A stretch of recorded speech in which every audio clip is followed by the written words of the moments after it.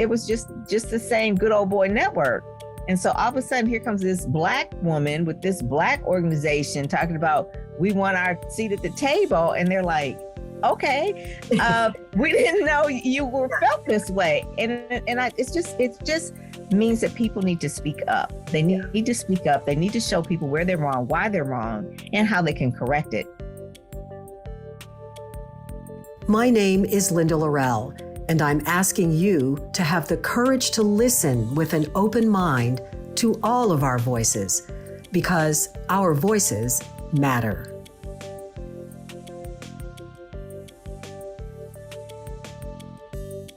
I want to take a moment to thank BMW of West Houston for sponsoring this episode of our Voices Matter podcast. BMW, of course, is known as the ultimate driving machine because of its precision and power. As someone who has driven a BMW for many years now, I can attest to that firsthand. But I think what's even more important, especially about this particular BMW dealership, is that it understands the power and the impact of giving back to its community. BMW of West Houston is known for its support of countless local charities, and that is important to us here at our Voices Matter podcast. So if you choose to do business with BMW of West Houston, not only will you be getting the stellar first-class service that the dealership is known for, but you can also rest assured that you are doing business with a dealership that truly cares about and gives back to its community. Hi, everybody. It's Linda Lorelle, and this is our Voices Matter podcast. I've got a fun conversation for you today with Pam Perry. Pam is a PR marketing guru, brand strategist, podcast host, and advertising professional who came up during a time when there were very few Blacks in the industry, let alone Black women. She has some fascinating stories to share about challenges that she was presented with and how she overcame them, not only overcame them, but created methodologies to help move herself and others in the industry forward.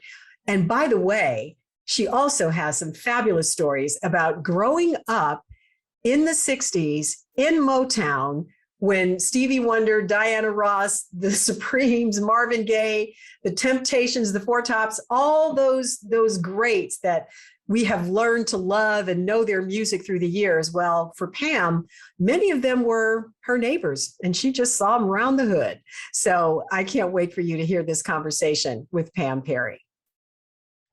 Pam Perry, it is so nice to welcome you to our Voices Matter podcast, and you look beautiful. Thank you. Thank you, Linda. I'm so excited. I've been looking forward to this for a minute. So thank you so much. Thank you so much. I've been looking forward to it as well. And so we're relatively new friends and, kind of getting to know each other over the last, I guess, maybe year or so. Has it? Yeah, it has been, right? So tell our audience a little bit. I mean, you're a PR publishing maven guru, and we're definitely going to talk about that. But I really want to start with a little bit more of your backstory as a young woman growing up in Detroit, Michigan, the Motor City, Motown. Yeah. So tell me, what was that like growing up in Motown in the 60s? Oh my God. It was like magic. It really was, because I mean, at any point in time, you could go somewhere and see the Four Tops or any of Diana Ross or the Temps. People will point like, this is where they are. So you're young and it's like, oh, okay, those are the same records that we're playing in the basement. So it was kind of like magical like that, because you think it's normal, so you play a record and then you can point to where their houses are or point to where they are. So that part was really magical. Then, of course, obviously, you can go to where Hitsville, USA is, where the Motown is, and you can say, oh, like that's where Stevie Wonder or Marvin Gaye, so that part was just really fun. So everybody was, of course, in the 60s, a child of the 60s, Black kid, loved the Jackson 5, and we all did talent shows. And of course, we were all Motown stars. So that's where it kind of like, this was like when I said it's magical, because it's just so fun to know that you can touch and feel real celebrities, Yeah. people like the Four Tops and the Temptations, any of the Temptations and all of that kind of thing. So yeah, it And was fun. they were, they were the idols of that time, and they were achieving their success during a really tumultuous time in Yes. terms of what was going on in the country. Yes. That was the height of the civil rights era, and seeing them still achieve their goals in spite of what was going on in the country. How did you think that impacted you, looking at kind of how they dealt with what was going on, and how you maybe took that as you decided to move on with your life? It's funny because you see someone like maybe the Jackson Five, right? They weren't from Detroit, but they were with Motown. And you see these kids from Indiana growing up poor. And basically, we were poor, but we didn't know we were poor right at the time. Growing up in the 60s, it's just like everybody had the same type of thing. And when you see that and you see them on like Ed Sullivan and things like that, or you see them on different TV shows, and you just think, if they can do it, I can do it, because you're seeing someone like you on television. You've seen someone being successful. So Berry Gordy, if he can do it, I can do it. He came working out of the factory. He was a songwriter. He pulled together this team. He got these kids together. It just makes you think like it's possible for you. And so all of us kids, middle class, lower middle class or whatever, we travel in this tribe or band. We go from Detroit public schools into Cass Tech, where a lot of the Diana Ross went to Cass Tech. And we just feel like, we're going to pursue our dreams. We can do it. By then it's the 70s, and you're the first wave of a lot of people going to college, a lot of Black people, first generation of Black people going to college. And so you're pursuing your dreams because at this point, it's possible. You saw Berry Gordy do it. You saw, even other people in media. You saw John Johnson with the Jet magazine. You see Essence. I'm growing up with Essence, and I'm seeing myself in the magazine, in the pages of Essence magazine. And it just really reinforces that, yes, it's possible, because you see a reflection of yourself in these particular publications and on television. And then don't talk about Black radio, because Detroit had like one of the first Black radio stations as well, WCHB. So that was owned by the Bell family. So we knew them as well. So it had a Black mayor for most of my adult life, that I remember, Coleman Young. So you just feel like that's normal, that expectations for Black people, it's something that wasn't really held back, that you can go forward and do whatever you want to do. And so we just kind of felt like that chutzpah, like, hey, we're going to do this and this. We want to be a designer. We want to be a singer. We want to own a newspaper. We want to own a radio station. We can own a record label, because we've seen it. Yep. Yeah. And it's just such a beautiful example of why representation matters. And we're having, that same conversation today. We're having so many of the same conversations today that were had back in the 60s. So let's fast forward a little bit and talk about how you decided to move into media, PR, marketing, communications. What was it about maybe what you saw growing up, some of the experiences that you just shared with us, and growing up with so many celebrities in your midst? What was it about that career path that struck a chord with you? Well, one of the main things is that I always liked writing. And so writing was very easy for me, very natural. It wasn't necessarily like fiction writing. It was more like I like to write and tell stories. So obviously when I was in school, I tried everything that had to do with writing. I was on the school newspaper, yearbook, that kind of thing. But then when I went away to college, I majored in journalism. And they had two tracks. They had a track for news, and they had a track for in the communication school for advertising and PR.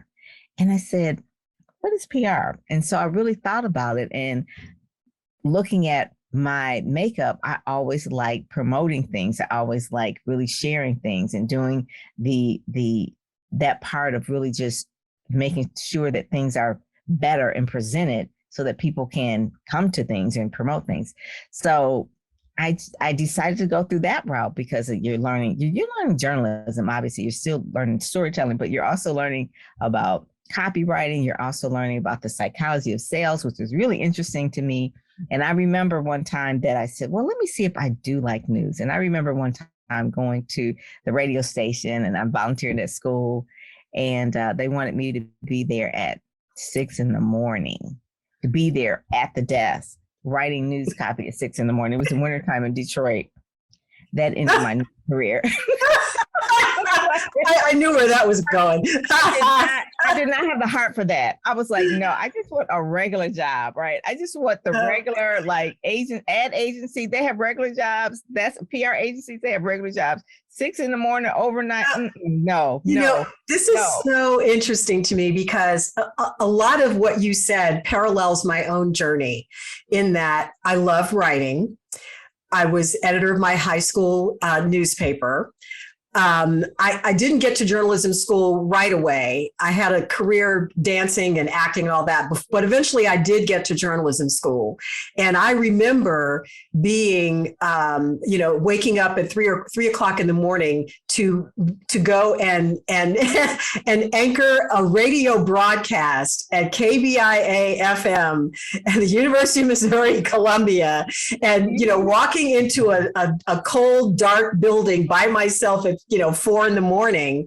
to go on the air. But here's the thing, I loved it. And that, I loved that. And people will have those epiphanies, like either this is really what I want to do, or right, not what I want to do. It's so interesting. So you went the marketing PR route, and I went the journalism route. But it started with the love of writing and communicating and storytelling. Yes. Oh my goodness. That is it.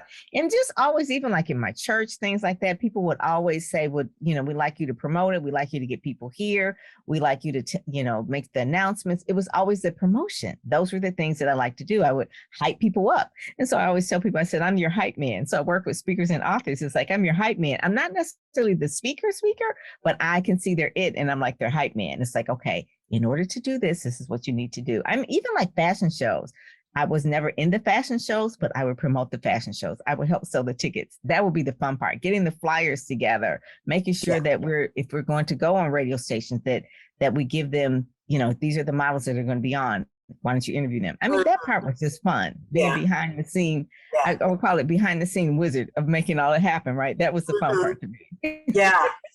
So how was it an easy path for you to get to where you wanted to be? I mean, so what was the journey? Because now you have your own company, but clearly you didn't start with your own company. So walk us through a little bit of the journey and share maybe a couple of the challenges that you ran into along the way. One of the challenges was that in the field, just like any field, if you want to work in advertising or any kind of public relations firm, there weren't many African Americans that were working in there. They weren't like in the professional capacity. Right. So that was always a challenge. So even like my first internship that I really had in the field was under the American Association Advertising Agencies. I won a scholarship for a summer to work at J. Walter Thompson, which was a large ad agency. And it's for the minorities. It was for minority fellowship. They called it the Minority Fellowship. And it was maybe like 6 of us. We were one of the few that was the first to go to college in our family. And we were all interested in going to advertising. We all worked at this big ad agencies. And when we got together as a group, we were like, wow, where are you from? They were all from around the country.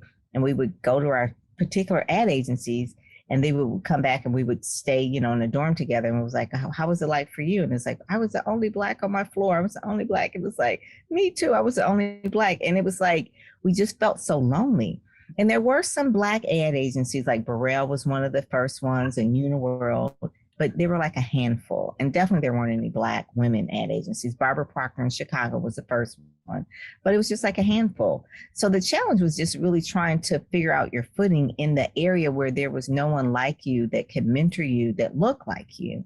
And I just remember that the challenges were, if I wanted to work for a white ad agency and things like that, I would, your confidence kind of doesn't feel as strong when you feel like you're the only one. You just feel like you're the only one. And so you feel like you're breaking these barriers and that sort of thing. And so out of that challenge, I worked for the Detroit Free Press. When I first got out of college, I worked in our advertising department. And even then, there wasn't a lot of African Americans working in the advertising department at the Detroit Free Press. I was also a stringer, so I wrote some freelance stories as well. But one of the main things working in the advertising department was that we had to call on clients that primarily were, majority, and we were the minority. And so it was just kind of that weird feeling, just like with any field probably.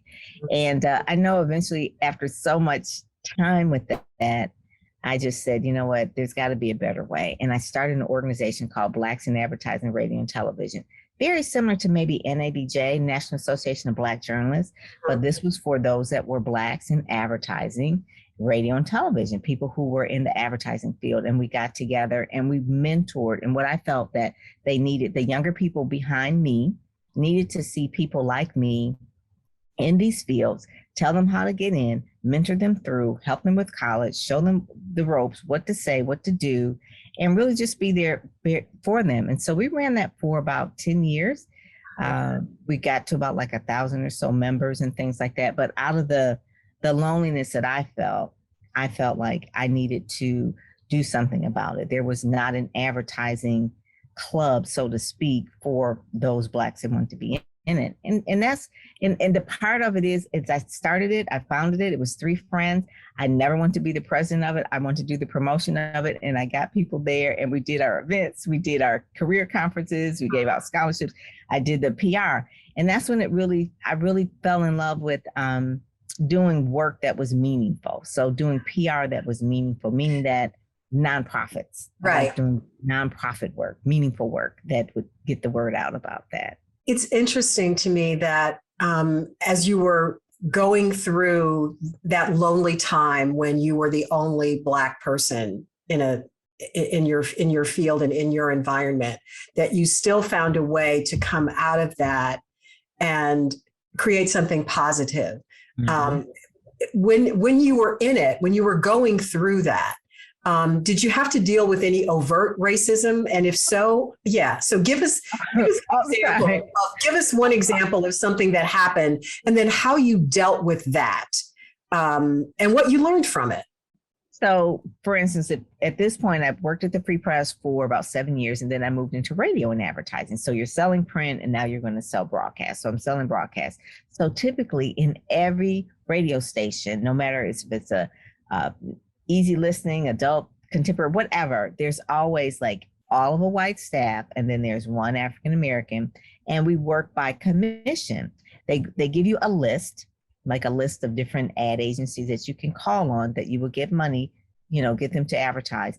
But mm-hmm. typically always they would be at the top of the totem pole and the African-Americans will be at the bottom at every station. Mm. And I realized that by just running into the different African-Americans that we would run into on the street and say, hey, where do you work? And they'll say, and I said, well, what is your list? Or what are you doing? And they would always be the one. And what would happen is at a certain time, they would get so frustrated, they would leave. And then they would replace it with another Black person at the end of the totem pole. They would get so frustrated, they would leave. And so they never stayed there long enough to move up.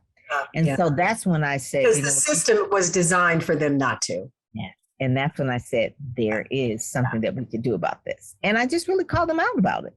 And it changed. That's when I started the organization. It was called BART, Blacks in Advertising, Radio and Television. And we got the MAB, the NAB to give us money, to give scholarships. And I don't even know if it was overt, other than the fact that maybe it was never brought to their attention, or they just thought we were fine with it. I don't know what it is, but it was like, no, we're not fine with it. That's such a great example, because it's a microcosm of a system that is designed to keep those who are at the bottom of the totem pole right there. It's designed that way. Mm-hmm. And so now we're having a broader conversation as a society about the systems. Pick one, policing for one. Okay, that's the one that's at the forefront right now. That it's hard for some people to understand that the systems were designed to keep those who are not at the top at the bottom. It's designed to keep them that way. And so I think it's so interesting to hear you share just that little microcosm of how that worked in your world and how you were able to, and you say you have to call it out. And that's what all the protests, that have been after George Floyd, et cetera. It's like, okay, we got to call this out.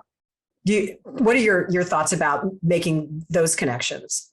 It was always a thing too, that any of the radio stations, any of the TV stations, that there was always a Black person there that was at the front desk, at the receptionist, and they would think that was okay.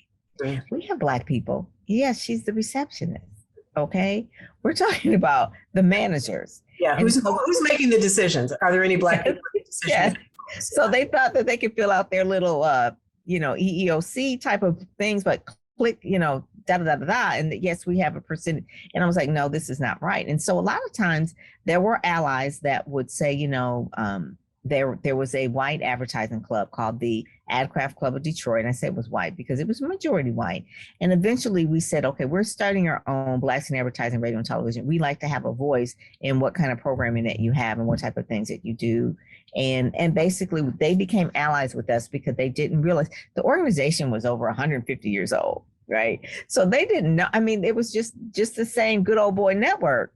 And so all of a sudden, here comes this Black woman with this Black organization talking about, we want our seat at the table. And they're like, okay, we didn't know you were felt this way. It just means that people need to speak up. They need to speak up. They need to show people where they're wrong, why they're wrong, and how they can correct it. And so they corrected certain things by creating different programs, having a lot of African Americans involved in their programming and speaking finally, where we could actually be part of their programming. And so I just find that people who knew better can do better. And so you just have to really educate them. And I think at some point in my heart, I really think people are good people. They just don't know better. And then it's up to us to educate them because they don't know. They've never grew up as a Black girl. That's why it's important to have conversations like this, where someone like you is able to share what your experience has been as you have been, walking this walk in your career. Because if you don't put it out there and say, this is what happened, and this is how what I've learned from it, and this is how I have taken that lesson and then moved things forward, then we get to know each other. We get a chance to see what somebody else's experience is. And then it just changes the way that you think. And I know, I'm preaching to the choir here because, you are a communicator. You have your own podcast, Get Out There and Get Known. And you understand the power of storytelling and how it can move us forward as a society. So when you look at how things were then, how do you compare that to how things are now as you go about doing your business? Oh, Linda, it's so fun. So remember, I've come out of college a long time ago. And so it was always a small percentage of African Americans in colleges. So my daughter goes to college. She's at Michigan State. It's still not changed. When I look at kids coming out, it's still a small percentage. They still are not feeling like they're part of the thing. It really breaks my heart. And it's like, why is it seem like it's going backwards? But for the most part, I started my magazine, Speakers Magazine, because there were a lot of African-American speakers, Black speakers that wanted to get shine, and they weren't being spotlighted or even being able to be a part of another organization that always showed other faces that were speaking. Whether it was Toastmasters, the National Speakers Association, they just didn't know. They've been around, like I said, they were probably around when slavery was around. I don't know. They've been around for so long. So they just don't know. And so it's like, but there's so many Black speakers. And so I got really just frustrated, speakers and authors, of them just really trying to get shine. Then I said I created their own. Just like Black radio was created, just like Black newspapers were created, they were created because they wanted to tell their own stories and have their own voice. And so it was the same type of thing, only this is just only on Black speakers. And so it's Speakers Magazine promoting them. And it's the same thing. I love Black media. I'll read like the Afro or the Baltimore Times, any of the Black-owned newspapers, and they have a really hard time trying to get advertising. So that's why I always tell people to support them. If you want your voice as an African American to really continue to be told, know that your first stop is always the Black media, because they are the person that's why they created what they created. Of course, obviously you want to talk to other media. I said, but support your Black media so they can be around. The Afro's been around, Amsterdam News, the Michigan Chronicle, all these Black newspapers have been around for a long time. They were started from the standpoint that we're going to tell our stories. Yeah. We're going to tell our stories without a filter from the majority media. And that's what we do. Yeah. So you say you look at your daughter as she's in college, and you say things really have not changed to the degree that we all hoped and thought they would have changed by now, and that in fact we seem in many cases to be taking steps backward. Yeah. So for men, I don't see a lot of Black men in college. Yes. For her, I see a lot of Black women, but not a lot of Black men. And I told her, I said, wow, I said, where are your Black men? Where are they? And it's just really, it's disturbing to me. And I know there's organizations and things that are trying to help with that. A lot of Black men probably just feel like I want to be an entrepreneur and they can make money. They look at Jay-Z or they look at other type of things. And this is, there's an easier way to go without the stress. I can do it myself. And the debt and the cost and then the debt. So what do you think we're missing? I mean, what is it that we can do to finally move the needle forward to a point where it's not going to go backward? I mean, I know nobody has a crystal ball and we're all struggling with this, but I would love to get your thoughts on that. I mean, there is just more exposure. Like, for instance, Don Lemon on CNN, he talks a lot about that. It's like it's his little bandwagon that he talks about, right? He's got a podcast. But I think in situations like that, people just need to have those conversations, like your podcast, what you're doing. People need to have, because people would do better if they knew better. And I think they just don't know. And so by you sweeping it under the rug, not talking about it, it's always too interesting too when you see like Byron Allen, he's doing what he's doing in media and that sort of thing. He's the first, he's doing this, or there's a lady that's over Starbucks, or they're the first Black woman. We're still in that phase of like, they're the first Black, and it's like, are we ever going to get out of the phase of the first Black of something? But it just goes to show that all of this time, and finally, Blacks are being recognized as viable part of something. And then when we're just spotlighted. It's like, oh, it's the first Black. Part of that is like, yeah, we're proud of that. But then also too, I'm not proud of that because they're not the only one. Who was that? Was it Kamala Harris said that, I may be the first, but I don't want to be the last, or something like that. I won't be the last. Yeah. I won't be the last. Yeah. And I may be the first, but I won't be the last. Yeah. Yeah. That was so true. That just like, exactly. That's it's not a prize to be just the first. No, I get it. And when you said that, it reminded me of a comment, a thread conversation that I saw on LinkedIn not too long ago. And someone had posted a photo of I think it was a Black woman who had achieved, I don't remember now what it was, but she was the first to achieve that. And someone posted it, and there were all these, lovely accolades and congratulations and whatnot. And then there was a guy, a white man, who said, well, why do we have to make a big deal about her being the first? And then there was a whole thread trying to explain why it's a big deal when someone of color has achieved something that's never been achieved before, because as you were saying at the beginning of, talking about your story, the system was designed to keep you down here. Mm-hmm. So when you finally get up there and it becomes, it's like, yay, it can happen. And so let's celebrate that. But at the same time, we want to get to a point where it's not where we have to even talk about being the first. Yeah, it is. It's very similar to women, because now at a certain point in time, he says, women were breaking the class ceiling. So when women were in like the workforce in droves, like in the 60s and the 70s, right? They were like the first in there. But now it's like, okay, so we got a woman that's running GM. We got a woman that's doing this. It's not like that anymore. So I want that to be like that for people of color. So they're not just singled out like, oh, it's a Black person that's doing that. It's just a person that's doing it, and they're bringing along other people. They're doing things in excellence. That's what we really want people to see. We're doing things in excellence. We happen to be Black. We happen to be a person of color, but we're not just like singled out because, or we don't want like set asides like, oh, well, we need to put a Black person there. No, you just need to recognize us and see our talent. One of the worst things I think that people need to know what they can do to a Black person is not necessarily always being so overt in terms of racism, but just being ignored. Mm-hmm. That is probably the worst thing. I don't know if anybody has ever felt like they're invisible when they're in a whole type of thing and they're felt to be ignored and invisible.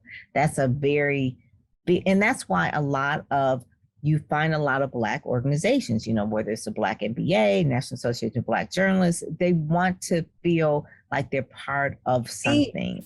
They want to be seen. Yes. We all want to be seen and valued. And you're right. You know, that when you're ignored, then it's like you don't even exist. And I think that's why, you know, some white people will say, I don't see color when having that conversation, right, about race. And why, in fact, I was in a room on Clubhouse not too long ago where somebody walked into the room and it was a room about race. And she said, I don't see color. And the moderators stopped her, a white woman moderator stopped her and explained why it's offensive to say that. Mm-hmm. And you don't see me. That means you don't see me. You don't see all of me, all of who I am, right? Yeah. I mean, but so many think that that's a compliment, and it's not. It is not. So all we're saying is just see us. Yeah. You know, and see us for who we are, all of us. It's like being able to bring your whole self to your job, not just the part that you have to reconfigure to fit into the corporate norm of what is acceptable at your job. And how much more could you achieve and contribute to your workplace if you were allowed to bring your whole self? Yes. And your whole experience and all that means. And I think it's just so important that we're finally having these kinds of conversations openly. I saw on one of the social media sites, I think it was LinkedIn, and it was like all of the younger reporters and anchor women, and they were celebrating natural hair. And I hadn't really thought about that in terms of being like an anchor or reporter, right? So they're in different parts of the country and they may have braids, they may have natural hair, that curls, whatever. And it was just like a whole banter of them and all of them in one shot. And I thought about that and they said something to the effect like, you know, so appreciative of being who we truly are. And I just thought, because growing up, obviously, when I was growing up, pretty much the anchor women had to look like the anchor women that people were used to seeing. Straighten your hair. Yes. I mean, and it's just been within the last, 6 months or so that we have seen the Black female anchors start to wear their hair naturally. And it's beautiful. Yes. It is. That was one of the things too, that I think it was a change organization where they had the Crown movement, and that Crown movement was like an act that the people shouldn't be discriminated because of their hair. And this, again, if it's not your skin, it's your hair. And it's like, we can't change certain things, so we just want to be able to be ourselves. We want to be able to ourselves. We're born this way. And so I just want people to understand that we can't change certain things. This is who we are. And so that I saw that and that just really just warmed my heart. I said, well, there is some changes coming. I see that. I was so excited about that. They were all in their 20s and 30s and they were just being proud of who they are. Yes. And I thought that was cool. Mm-hmm. And they're also extremely accomplished, excellent journalists and good at what they do. And so, they have natural hair. That reminded me of a really horrible story here in the Houston area about a young Black boy who was denied graduating from high school because of his locks. And it made national news. It made national news because his hair did not fit with the school's policy of what hair should be. That's what I'm saying. It's just like, this is in the 21st century. This is how I came out of the womb. This is what my hair looks like. and it made national news, and he eventually was able to graduate and all of that. But I mean, it's just, we just have to, we just have to make each other aware. Yeah, and that plays on his psyche. I mean, he's a young person at 17, 18 years old. Imagine what that's like at 17, 18 years old. And if he hadn't had parents who were able to speak up on his behalf, and he's also a very strong young man himself. So I think and pray that he's going to be okay. But, that is just not okay. So what's your message to young people today, especially those who might be listening to this and they're interested in maybe following in your footsteps along the advertising PR route? What would you say to them, especially if they're young people of color? Yes, I would say one of the main thing is hone your skill, hone your writing skills. If you can write, you can go anywhere. Just hone your writing skills. Write. That is really so key. And you can transfer the skills. You can maybe be a writer for BuzzFeed, and then you can go be a writer for a newspaper. You can write for television, but write, making sure that you're honing those skills. And the other thing I would just say is relationships are everything. And I know a lot of young people are thinking like, oh, it's just all about social media. No, you've got to have FaceTime with people. You've got to call on the real phone. You have to spend time with people. Mentors are really important. I always say some things are taught and some things are caught. They're only caught if you're around that person in their space. And so a lot of interns and things like that, yeah, they are virtual and they do their assignments, but they have to be around me to just catch certain things. And I can tell them certain things because they are around me. So I always say, just try to develop relationships. The relationships that I have years, 20, 30 years ago, I still have. My mentors are obviously retired now, but if they call me and ask me anything, I'm there for them. And because I remember how they poured into my life. So I always tell people to make sure that they understand what a mentoring relationship is. It's not that the mentor has to give to you. It's the fact that you serve your mentor and then the mentor pours into you. And so don't come to a mentor with the entitlement type of thing, like, oh, well, you're supposed to just hand me your Rolodex. Well, they don't even use Rolodex. You're supposed to hand me all your contacts and then I can go and do whatever. And it's like, no, you have to earn this because I need to watch you for a while. I have to understand if you're serious. And so if you are serious, you're going to go to the conferences, you're going to read the books, you're going to do the research, you're going to continue to write, you will volunteer, you will assist. You will make sure that you're always not doing things just for yourself, but doing things for other people. That's what my mentors taught me, that it's not just about you, but what are you doing for other people? Because it's okay. You can be great at what you're doing, but if you're only doing it for you, you're not really leaving a legacy. So my mentor, one of my favorite people that I heard a long time ago, mentor from afar, was Percy Sutton. And Percy Sutton changed my life when I heard him at Howard University one time in a communications conference. He says, you can be as great as you want to be. And Percy Sutton was like the lawyer for Malcolm X. He said, you can be as great as you want to be. And he owned some radio stations and cable stations in New York, BLS, I believe it was.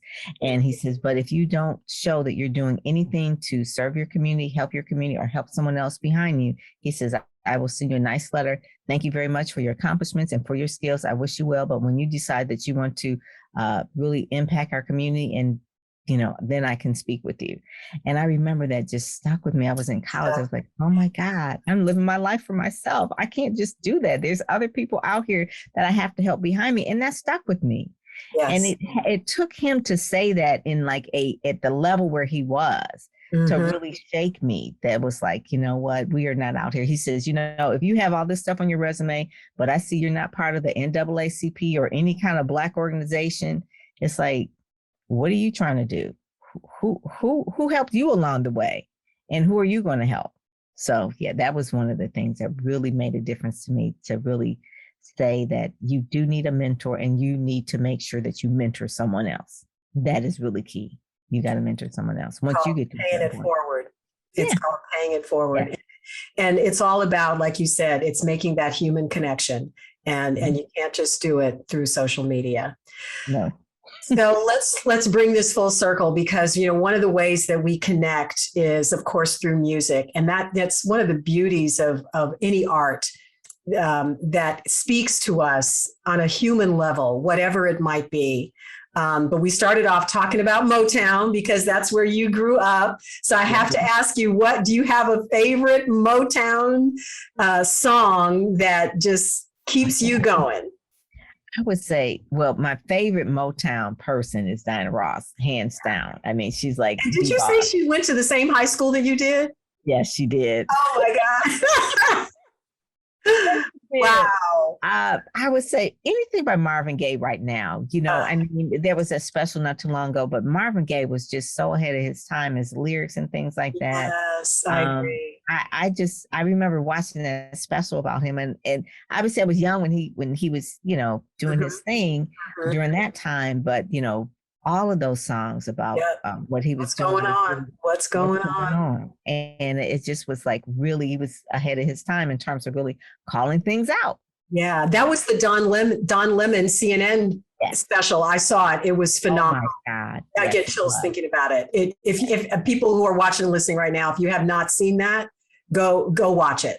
Go watch it, because he was so prescient. I mean, it's like he could just see it coming.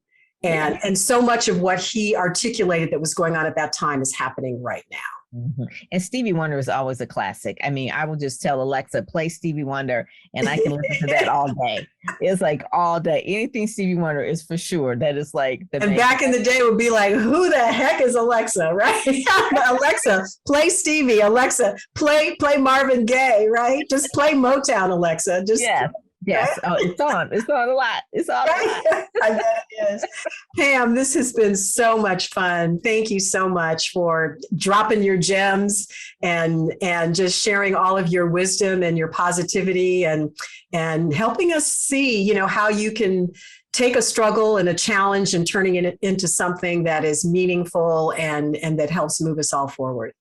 Thank you. Thank you, Linda. This has been really great. I really appreciate you. Love what you're doing. When you come in our clubhouse, I get so excited because you're always sharing your wisdom. And I'm just so excited to be a part of your show. Well, thank you. And let's just keep working together, collaborating and doing what we can to make this world a better place. Yeah, that's the point. All right. Thank you, my friend. Thank you.